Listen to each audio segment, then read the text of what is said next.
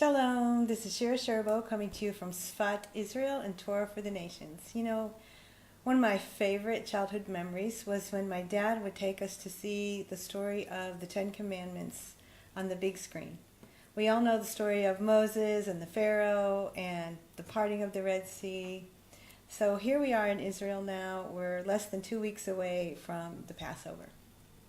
The story that ever since that time, parents have been commanded to teach this to your children when you lay down, when you get up, when you go out, and when you come in. Talk about this liberation from Egypt.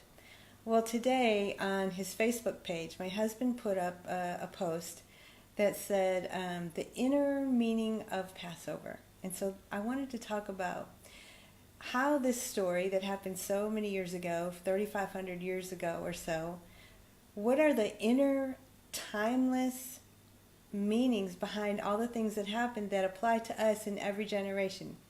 Because we've been talking about how these are not old stories. God's wisdom is alive and well for every one of us in every generation. So, and then I'll tell you my personal story of what I've been going through the last 7 weeks. So when we talk about Egypt, Egypt symbolizes anything in our life that keeps us from reaching our potential. The slaves were in Egypt. They couldn't reach their full potential. They were working so hard they couldn't even breathe. But here we are today. We all have something in our life that is keeping us from reaching our full potential. It could be addiction to drugs or alcohol. It could be maybe it's procrastination or laziness, or maybe it's gossip.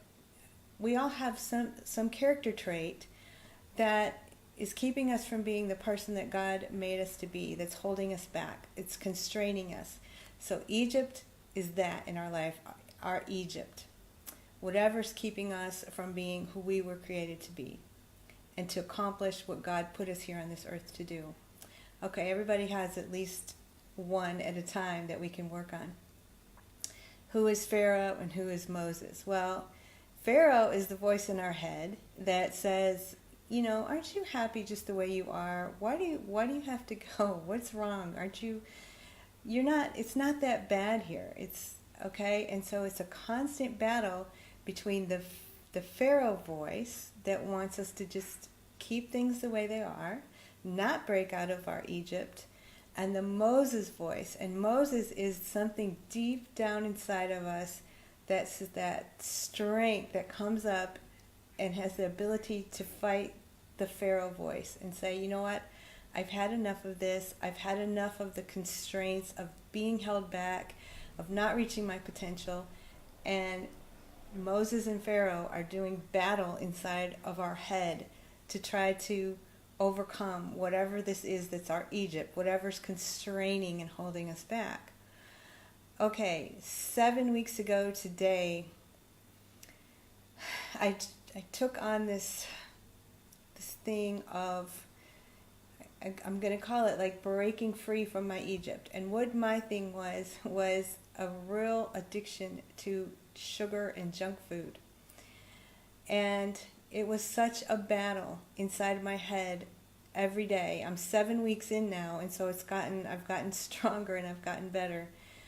But I didn't even do videos there for a while because it took up every bit of my energy, and I was like exhausted at the end of the day because every second was the voice, the Pharaoh voice saying, really, you're going to give up sugar? Like, you know you can't do that. Like, this is just who you are, and it's not that bad. You're not that bad. Just don't worry about it. Just, you know, and the Moses inside of me said, yeah, but I want to be the best me I can be, and I hate it that I feel this drawing and this pulling and like this overwhelming impulsive thing that it's I didn't feel in control. I felt more like just too like, oh, I just gotta have chocolate. I just gotta have whatever it was. And I didn't like that about myself. And I wanted to be, it wasn't that my husband was saying, oh, you need to lose weight or anything like that.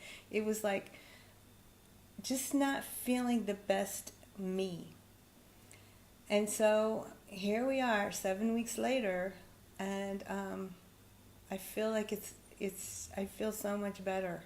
I feel like, not that it's still not like there, but it's not there at all like it was in the beginning.